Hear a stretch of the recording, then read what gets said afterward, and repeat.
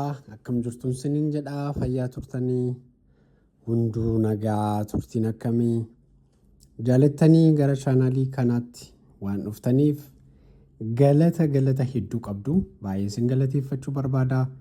Subscribe kan gootan ulfina guddaa argadhaa.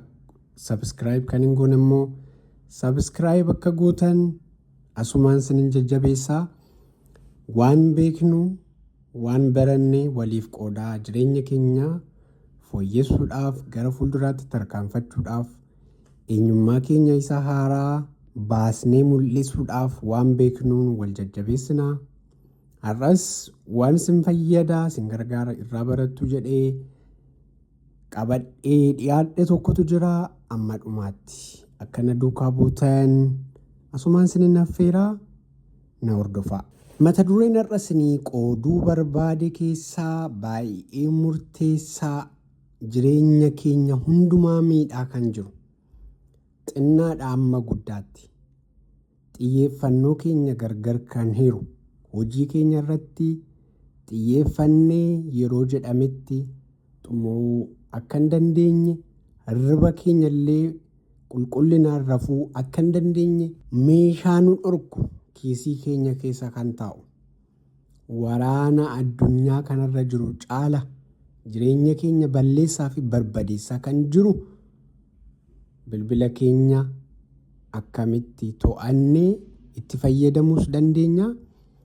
Akka nuummiines immoo akkamitti ogummaadhaan itti fayyadamuu dandeenya waan jedhuun isinii qabadde dhiyaadhe. Egaa akkuma beekamu bilbilli keenya waan baay'eedhaaf nu fayyada. Hiriyaa keenyadhas yeroo kophaa taanes itti fayyadamna. Maatii faana wal quunnamsiisa. Akkanumas odeeffannoo addunyaarra jiru mana keenya teenyee kan ittiin argannudha. Kan ittiin barannudha. Waan barbaanne barumsa keenya yoo qabaanne akkanumas immoo ammallee kan anaan dhaga'aa jirtan silkii keessan fayyadamtaniitu ta'uu danda'a. Kanaaf bilbilli faayidaa guddaa qaba. Warra irraa barataniif warra itti fayyadamaniif faayidaa hedduu amma hin jedhamne qaba. Garuu immoo itti beekuu baannaan bilbilli jireenya keenya balleessee maallaqa keenya fixee yeroo keenya fixee gara dullumaatti erga deemne booda wanti nu galu tokko jira. Bilbilli keenya meeshaa hamaadha akkasumas meeshaa gaariidha. Akkuma faayidaan isaa kana ta'e hirriba keenya akka hin rafne galgala yeroodhaan gara ciisichaa yoo deemuu baanne ganama hirribaa ka'uun ni ulfaata. Dadhabbiitu nutti dhaga'ama. Mukaa'ummaatu nutti dhaga'ama. Kanaaf ganamaan ka'uu hin dandeenyu. Ganama yoo kaaneyyuu hirriba keenya sirriitti rafne waan hin fixneef dadhabbiitu nutti dhaga'ama.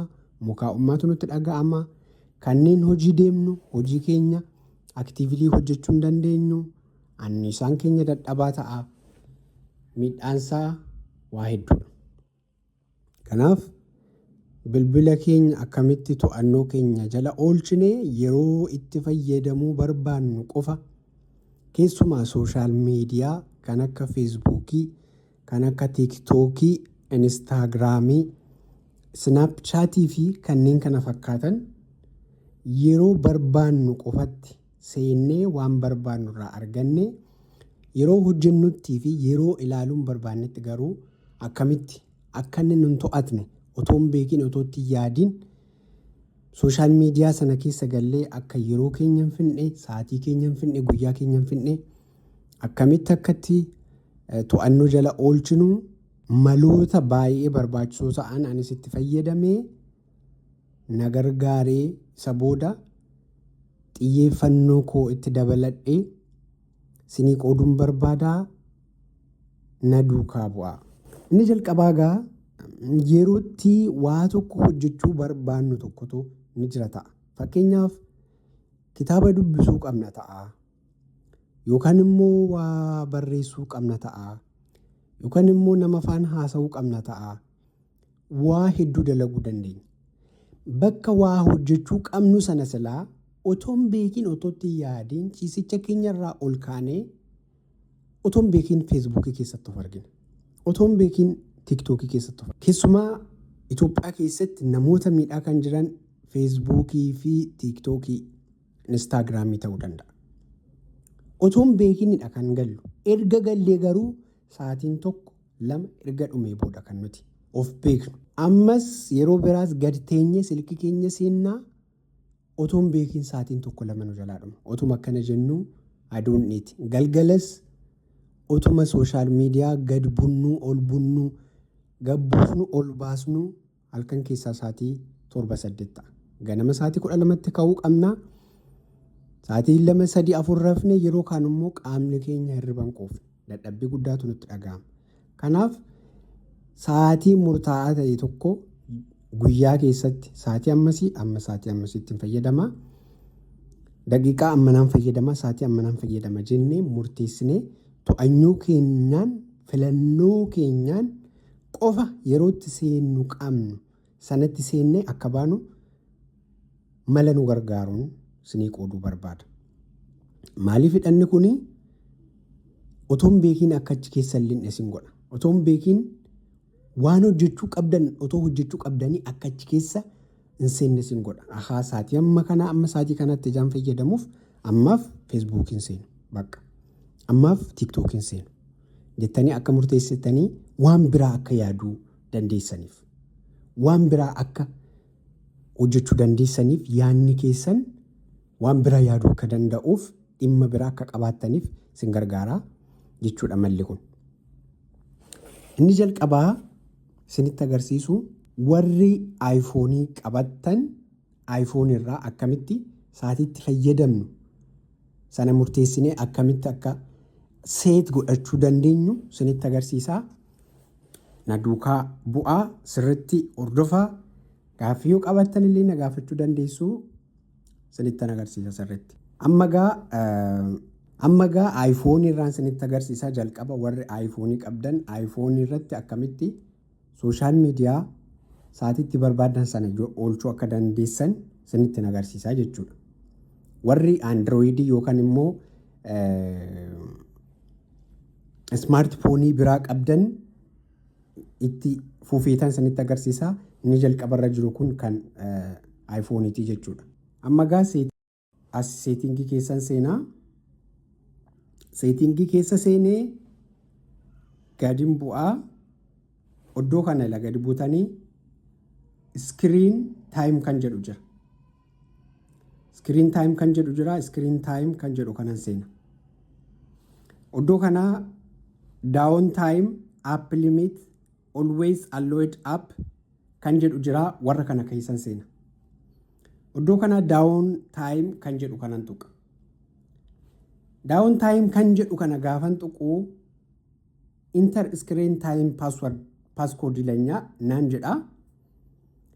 Maaliif password isin gaafata namni biraa yoo seenuu barbaade jijjiiruu yoo barbaade akka eeyyama keessaniin ala akka hin seennee fi passwordii kun itti galchaa gaafan akkas godhu naa bana. Erga naa banee booda kana naa fida. Iddoo kanatti amma scheduled kan jedhu kun onii fi on gochuu nan danda'a. Off gochuu nan danda'a. Everyday jedha. Everyday isa jedhu kana wixataa amma sanbataatti kan jiru sa'aatii 6 jechuun akka Awurooppaatti guutee sa'aatii 6 amma sa'aatii 15 sa'aatii 12 hanga sa'aatii 9tti jechuudha. Amma sa'aatii ganama keessa sa'aatii 12 amma guyyaa keessa sa'aatii 9tti feesbuukii, tiiktookii, instaagiraamii maal sooshaal miidiyaa kana seenuu hin danda'u. Maaliif iddoo kanaa bilookna jalaa godheera. Yoo barbaadan iddoo kanatti guyyaasaa akka barbaadanitti adjust godhachuu dandeessu. Sa'aatii isaa akka barbaadanitti adjust godhachuu dandeessu. Kanaaf inni kun scheduled kan jedhu kun on ta'uu qabaa. Gad bu'ee immoo block at down time. Down time jechuun sa'aatii kana amma sa'aatii kanatti kan guuttanidha. Down time kanarratti feesbuukii ta'ee maal block ta'eera sinin seensisu jechuudha. Gaafa sa'aatiin kun darbe garuu ofuma isaa irraa kaasaa seentanii fayyadamuu dandeessu. Borumtaa isaa immoo sa'aatiin kun gaafa ga'u ofuma irratti deebisee block godhaa jechuudha. Kanas onii fi off gochuun hin danda'ama. Inni kun mala tokkodha jechuudha. Customize days jedha. Customize gochuu dandeessu iddoo kanaa. Every day jedha. Guyyaa isaa filachuu dandeessu jechuudha. Akka barbaadanitti sa'aatii isaa iddoo kanatti guutu. Inni kan biraan immoo app limits kan jedhu jira. Amma fakkeenyaaf iddoo kana app limit kan jedhu kun onii fi off gochuun hin danda'ama. Fakkeenyaaf as jala yoon seene amma Facebook, TikTok, Instagram, Snapchatting kun limited ta'aniiru. Isa kana jechuun immoo guyyaatti kan inni fayyadamuu danda'u. Facebook sa'aatii 2, TikTok sa'aatii 2, Instagram sa'aatii 2 fayyadameera taanaan sanaa ol fayyadamuu hin danda'u. Time 2 hours and 30 minutes every day. Isa booda ofuma sa'aatii block at end time jedha. End time isaa sa'aatii 2 walakkaan gaafa darbu ofii isaa dhaqee cufa. Anamma sin iddoo kanatti daqiiqaa 30 godhachuu dandeessu. Guyyaatti daqiiqaa 30 fayyadamtanii xumurtanii taanaan ofuma isaa dhaqee cufaa jechuudha. Time out siniin jedha. Kanaaf akkanatti iddoo kana yoo barbaadan asitti app limit godhatanii aappii hin barbaanne sana limit godhachuu dandeessu. Guyyaa keessatti ammatti fayyadamtanii yoo barbaadan immoo bilook taayimii fayyadamuu dandeessu jechuudha. Iddoo daawon taayimii kanatti akka aappii hundumaa sin jalaan balleessine iddoo daawon taayimii kanatti akka aappii hundumaa sin jalaan balleessine always allowed app kan jedhu kun jira. Always allowed app kan jedhu jala seentanii gara olii warri jiran fakkeenyaaf miiseejii, feestaayimii, maappii, miiseenjarii warri kun warra alloo ta'anidha. Guyyaa hundumaa sa'aatiin barbaadetti seenuu hin danda'a. Maaliif isaan kun warra yaada koohatanii yoon keessa seenillee sa'aatii dheeraa warra na jalaa nyaachuu danda'an otoon hin beekin warra guyyaa koo gubuu danda'an halkan hirriba warra na dhoowwan miti. Warri kun jechuudha. Yeroo hundumaa muuziqaa yoo ta'es YouTube illee ani restricting goone fakkeenyaaf iddoo kana yoo argitanitti yoo ta'e YouTube maaliif YouTube amma kana guyyaa keenya waa'ee oduu namaa dhaggeeffachaa qalbii ilaalaa maal jecha waan yeroo nu jalaa gubu miti. Asirraa audio book yoo barbaadan dhaggeeffachuu dandeessu, podcast adda addaa dhaggeeffachuu dandeessu. Inni immoo sin fayyada. Miidhaa isaarra faayidaa isaatu caalaa Facebookiin amma kana na jalaanti ni ta'u. Asitti immoo warri gara gadii jiran kun immoo asitti immoo warri gara gadii jiran kun immoo Facebook, Instagram, Snapchat, TikTok warri jedhaman kun warra restricted ta'an daawon taa'imii keessa yeroo jirutti warra cufamanii ta'an blocked ta'an warra jiranii jechuudha. Kanaaf inni kun akkanadha. Itti aansee kan isinitti agarsiisu warra androidii qabdan androidii irraa immoo akkamitti akka egaa akkuma argaa jirtan kun androididha. Androidii kana irratti fayyadamee akkamitti aappiin hin barbaanne tokko akkana hin jeeqne yookaan immoo otoo hin yaadin hirribaa ka'ee akkan sim jedhee sooshaal miidiyaa keessa seenee achumaan hin hafne yookaan immoo gara ciisichaa deemuu yeroo hin qabutti akka achirratti yeroo kun gubne kan na gargaarudha. Iddoo kanaa freezer kan jettu kun aappiin kun jirti. I hope silkii keessan hundumaarra ni jira jedhee yaadaa yoo jiraachuu baate Play Store irraa buufachuu dandeessu. Play Store irraa buufattanii itti fayyadamuu dandeessu. Freezer kan jedhu kana nan bana. Freezer kan jedhu kana gaafan banu freezerii kana keessa maaltu jira?